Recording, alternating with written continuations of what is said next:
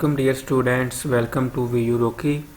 तो आज हम डिस्कस करेंगे CS403 डेटाबेस मैनेजमेंट सिस्टम का लेक्चर नंबर 4। तो इससे पहले हमने लेक्चर नंबर 3 देखा था, जिसके अंदर हमने 3 लेवल डेटाबेस आर्किटेक्चर देखा था। तो उसकी 3 टाइप्स थी, यानी कि 3 डिफरेंट लेवल थे डेटाबेस के। उसमें से हमने 2 को डिस्कस भी किया था, जो कि एक्सटर्नल लेवल और कॉन्सेप्चुअल लेवल था। तो आज हम लेक्चर नंबर 4 में जो हमारा जो थर्ड टाइप रहती थी उसकी, तो वो हम देखेंगे internal schema of the database architecture. उसके बाद हम देखेंगे डाटा इंडिपेंडेंस के डाटा इंडिपेंडेंस क्या है। उसके बाद हम देखेंगे different aspect of the DBMS। तो सबसे पहले हम देखते हैं कि हमारा जो इंटरनल और फिजिकल व्यू है, या फिर इंटरनल स्कीमा और फिजिकल स्कीमा भी इसे हम कह सकते हैं, वो हमारे पास क्या होता है। जो हमारा इंटरनल और फिजिकल स्कीमा होता है, ये हमारा उस चीज़ का रिस्पॉन्सिबल होता है कि डाटा जो हमारा है वो स्टोरेज मीडिया के अंदर किस तरह स्टोर होना है और किस जगह पर स्टोर होना है, और ये डाटा को उस फॉर्मेट में स्टोर करता है जो कि सिर्फ DBMS के थ्रू ही पढ़ा जा सके। उसके बाद नेक्स्ट हमें इन्होंने ये बताया हुआ कि जो हमारा इंटरनल लेवल और फिजिकल लेवल है, ये आपस में बहुत करीब हैं, सो क्लोज हैं, यानी कि तो इनको एक ही समझा जाता है, लेकिन ये दोनों एक ही नहीं है, इनके दरमियान फ़र्क है। मैंने आपको लेक्चर नंबर 3 में भी डायग्राम जब समझाई थी, उसमें भी बताया था कि इंटरनल लेवल और फिजिकल लेवल दोनों के अंदर डिफरेंस है। उसके बाद है कि as we know that data when store on to a magnetic media is store in binary format, यानी कि जो हमारा डाटा है जो जब किसी मैग्नेटिक मीडिया के अंदर स्टोर होता है तो ये बाइनरी फॉर्म में स्टोर होता है, यानी कि 0-1 की फॉर्म में। तो चाहे हमारा डाटा टेक्स्ट हो, इमेज हो, ऑडियो हो या फिर वीडियो हो, वो हमारा बाइनरी फॉर्म के अंदर ही स्टोर होगा। उसके बाद नेक्स्ट है कि DBMS to some extent decide the way data is to be store on the disk. The decision of the DBMS is based on the requirement specified by the DBA when implementing the database, यानी कि जो इस चीज़ का फैसला करते हैं वो DBA की रिक्वायरमेंट, जो कि इम्प्लीमेंटिंग जब डाटा को कर रहे होते हैं उस दौरान जो उसकी रिक्वायरमेंट होती है, उसके मुताबिक हम इस चीज़ का जो है वो फैसला करते हैं। उसके बाद नेक्स्ट है कि moreover the DBMS itself add information to the data which is to be stored, यानी कि जो DBMS है वो अपने तौर पर भी कोई डाटा या कोई फिर इंफॉर्मेशन वो इसमें ऐड कर सकता है। उसके बाद नेक्स्ट हमारे पास ये सारा पैराग्राफ आपने रीड कर लेना है। जो मेन चीज़ होगी मैं आपको वो वाली बताऊंगा। उसके बाद हमारे पास नेक्स्ट कौन सा है, नेक्स्ट इधर है कि another important consideration for the storage of data at the internal level is that the data should be store in such a way that it is secure and does not involve any security risk, यानी कि जो हमारा डाटा है वो इसके अंदर हम स्टोर करते हैं वो हमारा डाटा सिक्योर होना चाहिए, इसको कोई भी सिक्योरिटी का कोई भी खतरा नहीं होना चाहिए। उसके बाद है नेक्स्ट, ये सारा पैराग्राफ आपने रीड कर लेना है। उसके बाद नेक्स्ट हमारे पास है इंटर स्कीमा मैपिंग। अब इंटर स्कीमा मैपिंग हमारे पास क्या है, the mechanism through which the record और data at one level is related to change format of the same data at another level is known as mapping, यानी कि हमारे पास data है एक, कोई भी रिकॉर्ड है या कोई भी डाटा हमारे पास, वो एक लेवल से दूसरी लेवल में चेंज हो जाता है, जो कि उससे मिलती जुलती होती है, उससे उसका जो फॉर्मेट है वो चेंज हो जाता है एक लेवल से दूसरे लेवल के अंदर, तो वो हमारा मैपिंग कहलाता है। अब नेक्स्ट हमारे पास 2 तरह के मैपिंग है, एक एक्सटर्नल कॉन्सेप्चुअल मैपिंग है और जो दूसरा हमारा है वो कॉन्सेप्चुअल इंटरनल मैपिंग है। अब हम इनको देखते हैं कि ये हमारे पास क्या होता है।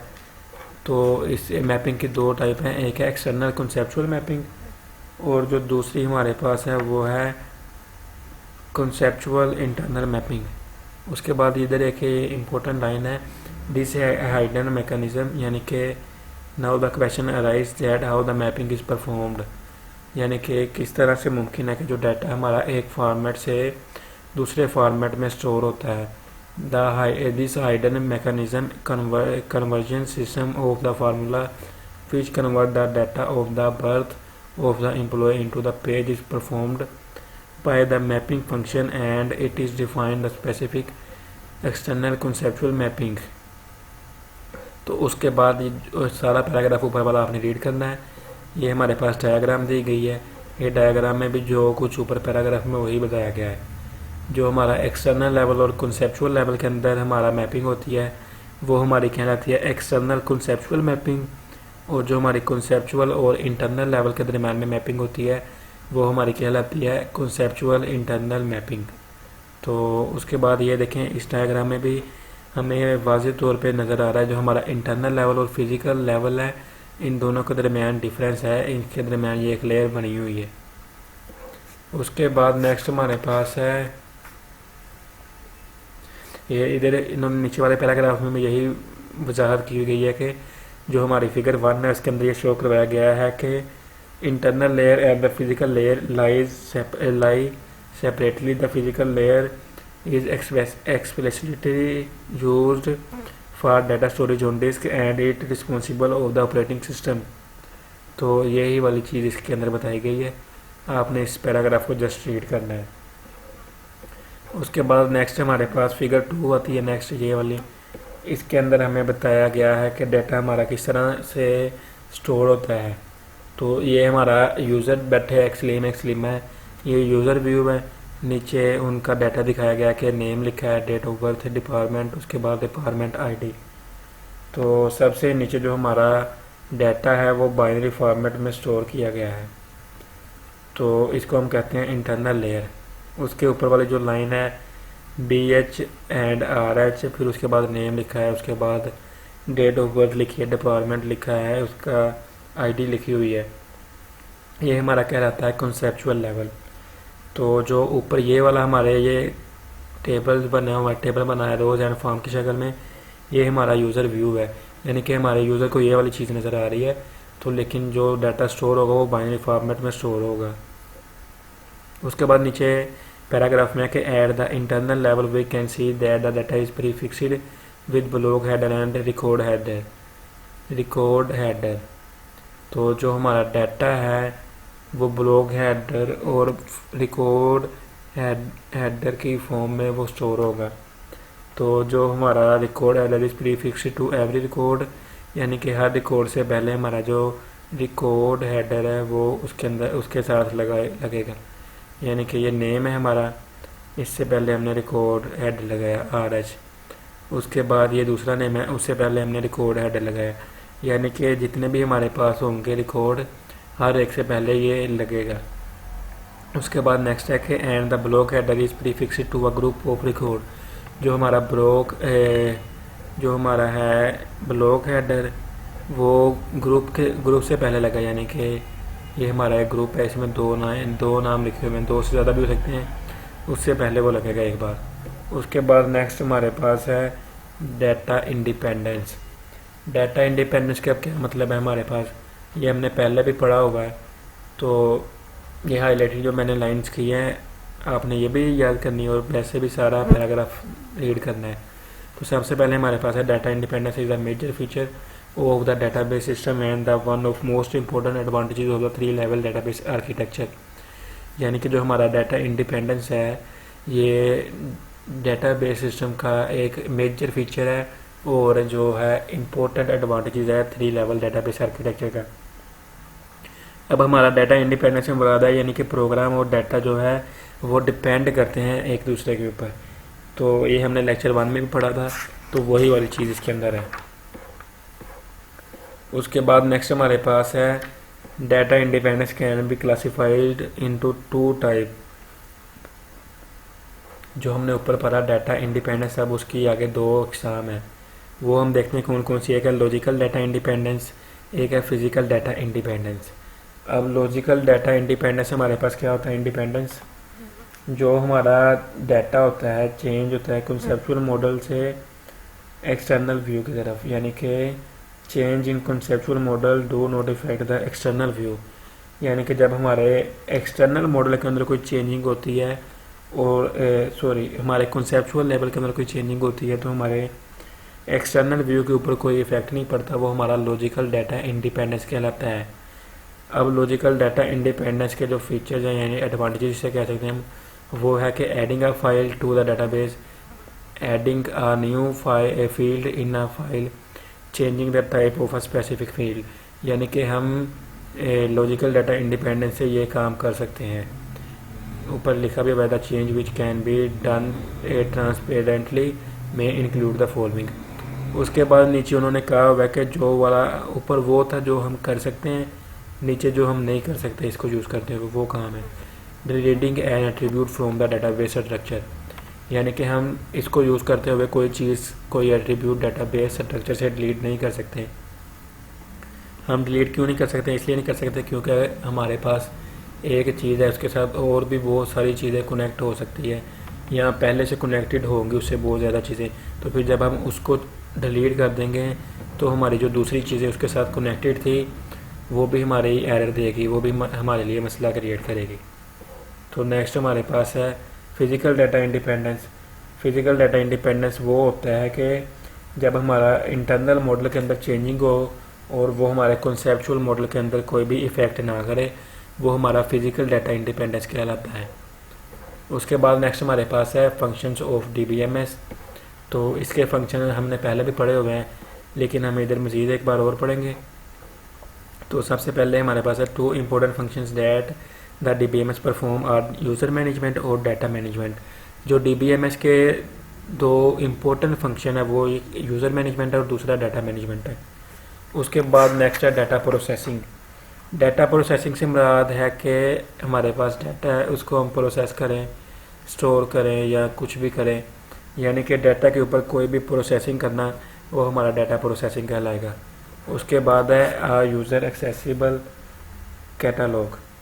तो जो हमारा यूज़र एक्सेसिबल कैटलॉग होता है वो हमारी एक ऐसी जगह होती है जिसके अंदर हमारा तमाम जो डाटाबेस के अंदर डाटाबेस के मतलब हमारी जो तमाम डाटा और इन्फॉर्मेशन होती है वो इसके अंदर हमारी स्टोर होती है। वो हमारा यानी कि डाटाबेस के मतलब जो हमारी इन्फॉर्मेशन होती है वो जिस जगह पर स्टोर होती है वो हमारा यूज़र एक्सेसिबल कैटलॉग कहलाता है।